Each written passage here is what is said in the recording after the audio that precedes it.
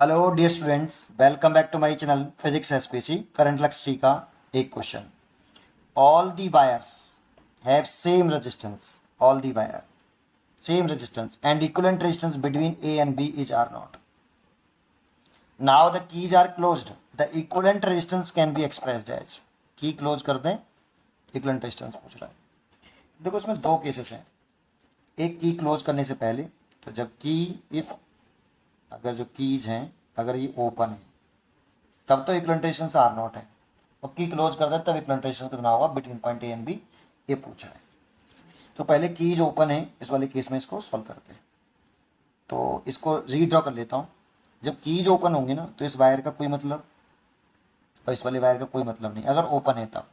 तो रीड्रॉ कर लूँ बाकी के डायग्राम को ऐसे। और इस डायग्राम में आपको एक चीज दिखाई दे रही होगी, क्या जरा देखते हैं। ये आर है, ये आर है, ये आर है। अच्छा, यहाँ पर भी एक रेजिस्टेंस है ऐसे। ये आर लेट कर लिए मैंने, सबके सेम इसीलिए माननी है। तो क्वेश्चन में गिवन है कि all the wire have same resistance, all the wire have same resistance. Equivalent resistance A और बी के बीच में आर नॉट है, तो मैंने आर लेट कराई है, ठीक है। और इनका इक्विवेलेंट रेजिस्टेंस निकालेंगे अगर हम ए और बी को बैटरी से जोड़ दें ऐसे, और इसका इक्विवेलेंट रेजिस्टेंस निकालें तो ये आर नॉट है। तो एक बात बताइए, आपको इसमें कुछ दिखाई दे रहा है? इस डायग्राम में इतने वाले पोर्शन में कुछ दिखाई दे रहा है? तो आपको बैलेंस व्हीटस्टोन ब्रिज दिख रहा होगा।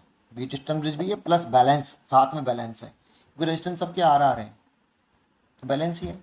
और जब बैलेंस व्हीटस्टोन ब्रिज होता है तो आपने पढ़ा होगा कि जो कॉमन रेजिस्टेंस होता है ये वाला, इसमें कोई करंट नहीं जाती, करंट की वैल्यू 0 होती है। और इनके पोटेंशियल जो हैं इसके और इसके, ये पोटेंशियल हैं वी वोल्ट, ये सेम होते हैं, इसीलिए इसमें कोई करंट नहीं फ्लो करती बैलेंस वाले केस में। अगर इसमें कोई करंट नहीं जा रही तो ये रेजिस्टेंस तो यूजलेस हो गया। अब सोचो जरा, ये और ये किस में है? सीरीज में। यहाँ से करंट आएगी ऐसे, आई, यहाँ के दो भागों में डिवाइड होगी, ये I1, इसमें भी I1 रहेगी, इसमें तो करंट जाएगी नहीं। इसमें I2, तो इसमें भी करंट I2 रहेगी। फिर दोनों यहाँ मीट कर जाएंगे, अगेन आई। तो ये और ये सीरीज में होगा, ये यूजलेस हो गया। तो सीरीज में क्या फॉर्मूला होता है? R1 प्लस R2, तो R और R 2R हो गया, और यहाँ पे भी 2R हो गया। तो नया डायग्राम कुछ इस तरह से बना, ये R, ये वाला पॉइंट है, ये यहाँ पे ये दो रेजिस्टेंस आ गए, एक 2R और इसका भी एक 2R, ये 2R, ये और ये सीरीज में कर लिए, और ये सीरीज में कर लिए 2R, और ये कुछ इस तरह से हो गया R। कुछ इस तरह से डायग्राम बन गया, ये ए पॉइंट है और ये बी पॉइंट है। फिर दोबारा से अगेन मैंने यहाँ पे बैटरी जोड़ के फिर करंट फ्लो कराया, यहाँ से आई तो यहाँ आई, तो इसमें कितनी जा रही थी? I1, इसमें कितनी जा रही थी? I2। फिर यहाँ पर मीट करके वापस आई। अब ये दोनों पैरेलल में, तो 2R का पैरेलल निकालें तो R dash is equal to 2R multiplied by 2R, parallel में कर रहे हैं, ओवर 4R। ये कैसे कर दिए समझ में आता है? आप ऐसे करते होंगे कि 1/R equivalent is equal to, parallel में अगर R1 R2 है, दो रेजिस्टेंस पैरेलल में है मान लो, ऐसे तो ऐसे लिखते हो आप। R1 R2 एलसीएम ले लेते हो, फिर यहाँ R1 प्लस R2 आ जाता है, ये 1/R इक्वलेंट। यहाँ से R इक्वलेंट निकालते हो तो क्या आता है? R1 R2 का मल्टीप्लाइड और R1 प्लस R2, यही किया है मैंने, ये डायरेक्ट कर दिया बस केवल। ये डायरेक्टली याद करिए, दो रेजिस्टेंस अगर हों, दो हों तो ऐसे लिखना आना चाहिए। दोनों का मल्टीप्लाई करिए जो पैरेलल में है और उन दोनों को ऐड कर लीजिए। तो मैंने 2R और 2R पैरेलल में थे तो दोनों का मल्टीप्लाई किया और दोनों को ऐड कर लिया 4R। तो देखो ये R से एक R कट गया और 2 से 2 कट गया, तो ये आया R। तो देखो इनका इक्विवेलेंट रेजिस्टेंस R हो गया। अगर इनका R हो गया तो R R R सीरीज में हो जाएंगे, कुछ इस तरह से डायग्राम बन जाएगा। देखो ये तो R हो गया और इनका भी ये R हो गया और इसका भी ये R हो गया, और करंट सेम होगी। ये ए पॉइंट है, ये बी पॉइंट है, यहाँ से बैटरी लगाई, यहाँ से करंट चली तो आई आई और आई, करंट डिवाइड ही नहीं हो रही और जॉइंट भी है एक दूसरे से ये। और तो ये तीनों आपस में जुड़े हुए हैं और करंट सेम है, डिवाइड नहीं हो रही, तो सीरीज में है। और सीरीज में है तो आर इक्वलेंट जो दे रखा है इसका सीरीज में करके, वो आर नॉट है बेटा, ये गिवन है हमें, ये इक्वलेंट रेजिस्टेंस गिवन है, इक्वलेंट। तो आर नॉट मान लिया इक्वलेंट, तो कितना आया 3R। तो यहाँ से मैं आर की वैल्यू निकाल लिया, क्योंकि आर तो मैंने लेट किया था, तो मैंने आर की वैल्यू निकाल ली, R is equal to R naught by 3। ये इससे रिजल्ट निकला फर्स्ट केस से, जब की ओपन थी तब। जब अब की क्लोज कर दें, की क्या कर दें, क्लोज करते हैं, तब चर्चा करते हैं। सेकंड केस है, इसमें की जो है अगर इनको क्लोज कर दें, है? ये बोल रहा है now keys are closed, now keys are closed then the equivalent resistance, तब इक्विवेलेंट रेजिस्टेंस पूछ रहा है। तो जरा देखें, फिर दोबारा से रीड्रॉ करें इसको,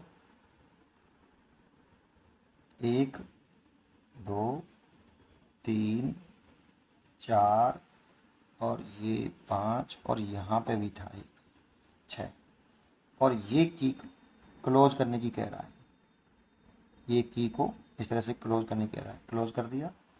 और ये भी जो की है इसको भी क्लोज करने की कह रहा है, तो क्लोज कर दिया। ये की K1 और की K2 ये मैंने क्लोज कर दिया। अब ए और बी के एक रेजिस्टेंस तो आ रहे हैं। अब कितना इक्विवेलेंट रेजिस्टेंस होगा ए और बी पॉइंट के बिटवीन, ए और बी से फिर बैटरी जोड़ दो।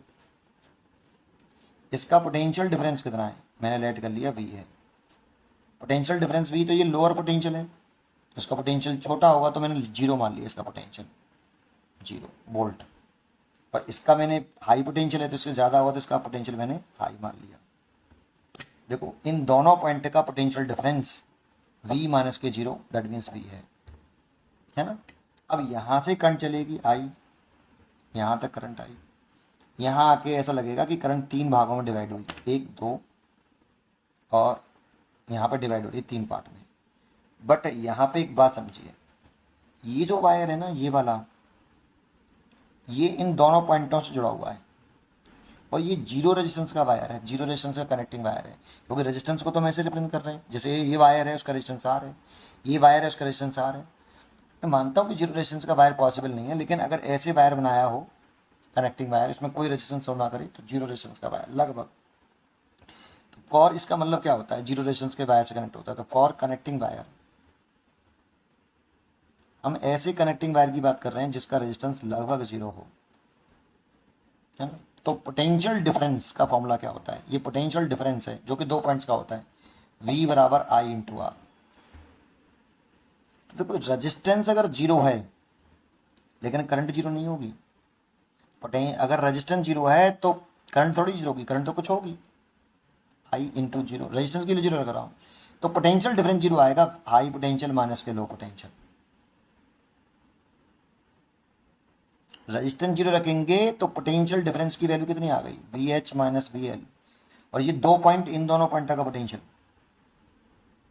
अगर इन दोनों पॉइंट का पोटेंशियल VH माइनस VL बराबर 0, करंट 0 नहीं है, रेजिस्टेंस 0 है, कनेक्टिंग वायर है, 0 रेजिस्टेंस का है, इन दोनों पॉइंटों के बीच में जुड़ा हुआ है, तो इन दोनों पॉइंट का पोटेंशियल सेम हो जाएगा, VH बराबर VL।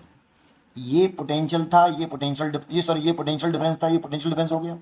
अब इसको इधर ले आएंगे तो VH बराबर VL, ये क्या चीज़ है, पोटेंशियल। तो पोटेंशियल डिफरेंस 0 होगा, पोटेंशियल सेम हो जाएगा इन दोनों पॉइंटों का।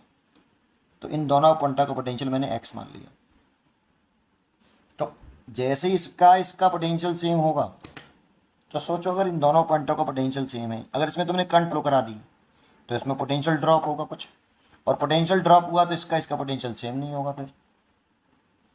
इसीलिए करंट जो है इसमें जाएगी ही नहीं, इसमें करंट नहीं जाएगी, करंट इसमें जाएगी, इसमें चली जाएगी करंट कितनी आपकी, मान लो कुछ करंट चली गई I1 और इसमें जाएगी। सर इसमें क्यों जा रही है, इसमें क्यों नहीं जा रही, क्योंकि इसका और इसका पोटेंशियल सेम नहीं है बेटा, इस वाले पॉइंट का इसका पोटेंशियल सेम नहीं है, क्योंकि रेजिस्टेंस है तो कुछ पोटेंशियल ड्रॉप करेगा, और ड्रॉप करेगा तो कुछ ना कुछ पोटेंशियल, यहाँ पे पोटेंशियल ड्रॉप होगा तो कुछ ना कुछ कम हो जाएगा इसका पोटेंशियल। मान लो भाई ऐसे सर, तो यहाँ पे भी रेजिस्टेंस है, इसका भी कम हो जाना चाहिए था, लेकिन ऊपर से देखो ये जीरो रेजिस्टेंस का वायर लगा हुआ है। जब जीरो रेजिस्टेंस का वायर हो तो पोटेंशियल सेम हो जाते हैं भैया। तो ये जीरो रेजिस्टेंस का वायर कनेक्टेड है इन दोनों पॉइंटों से, इसीलिए इनके पोटेंशियल सेम हो गए। और पोटेंशियल सेम हो गए तो इसमें करंट फ्लो करा दी तो कुछ पोटेंशियल ड्रॉप होगा, और ड्रॉप होगा तो बराबर नहीं होंगे, और इधर से देख रहे हैं तो बराबर है, इसीलिए इसमें कोई करंट ड्रॉ नहीं करेंगे। इसको बोलते हैं शॉर्ट सर्किट। क्या बोलते हैं? ये शॉर्ट सर्किट हो गया। या ऐसे समझो, शॉर्ट सर्किट का मतलब ये समझो कि जैसे ही जीरो रेजिस्टेंस का वायर लगाएंगे तो इसमें करंट नहीं फ्लो करेगी क्योंकि पोटेंशियल सेम है। उम्मीद करता हूं कि आपको ये वाला पॉइंट जरूर समझ में आया होगा। फिर आगे बढ़ते हैं। अब इधर देखें तो देखो, इधर भी ऐसे कर दिया आपने, जीरो रेजिस्टेंस का वायर यहाँ पे कनेक्ट कर दिया। इन दोनों पॉइंटों को आपने जीरो रेजिस्टेंस के वायर से फिर कनेक्ट कर दिया। अगर जीरो रेजिस्टेंस के पॉइंट से कर दिया तो इसका पोटेंशियल और इसका पोटेंशियल सेम होगा, तो इसका पोटेंशियल V वोल्ट माना, इसका भी पोटेंशियल V वोल्ट मान लो, Y वोल्ट मान लो। अब इस अगर इन दोनों के पोटेंशियल सेम हो गई तो इसमें फिर करंट को ड्रॉ नहीं करेगी, इसमें जाएगी, इसमें तो जाएगी, इसमें नहीं जाएगी। बट इसीलिए इसमें नहीं जाएगी तो करंट इसमें जा रही है, करंट वैल्यू तो नहीं पूछ रहा, करंट की करंट रेजिस्टेंस पूछ रहा है, इसमें जाएगी लेकिन इसमें नहीं जाएगी। इसको भी हम बोल देंगे शॉर्ट सर्किट। ये शॉर्ट सर्किट हो गया।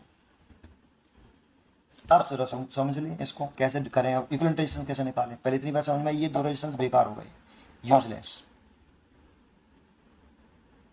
अब अगर यूजलेस हो गए तो बचा हुआ डायग्राम, एक रेजिस्टेंस ये बचा, एक ये बचा, एक ये रहा और एक ये रहा। तो जरा समझते हैं कैसे बनाए। तो यहाँ पे पोटेंशियल देखो V माना है मैंने, और यहाँ पे जीरो। तो पहले तो ये दो पॉइंट ना लो, जीरो और V वाला। इसका पोटेंशियल सेम माना है और इसका पोटेंशियल सेम माना है, तो X पोटेंशियल माना है, Y माना है। तो ये पॉइंट ना लो, X और Y, ये पोटेंशियल वाले पॉइंट ना लिए मैंने। अब देखो ये रेजिस्टेंस किस में जुड़ा हुआ है, V पोटेंशियल और X पोटेंशियल के बिटवीन जुड़ा हुआ है ये वाला पोटेंशियल। कितना है? R। तो ये वाला डायग्राम में यहाँ पे बना लेता हूँ, इस जगह ये सब बना लिया R।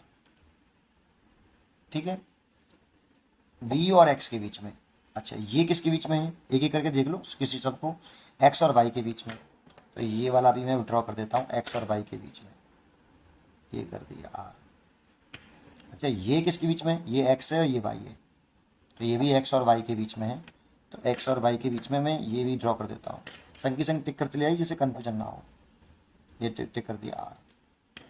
अच्छा, ये किसके बिटवीन है, X और Y के बीच में, ये X है ये Y है, तो इसको भी ड्रॉ कर देता हूँ मैं। इसको भी मैंने ड्रॉ कर दिया, X और Y के बीच में। ऊपर जोड़ दो, नीचे जोड़ दो, यहाँ नीचे जोड़ सकते थे लेकिन जोड़ना X और Y के बीच में। ये वाला बचा, अब ये ड्रॉ कर दिया, ये कर दिया, ये कर दिया, ये तो बेकार हो गई, यूजलेस में कोई करंट नहीं जा रही।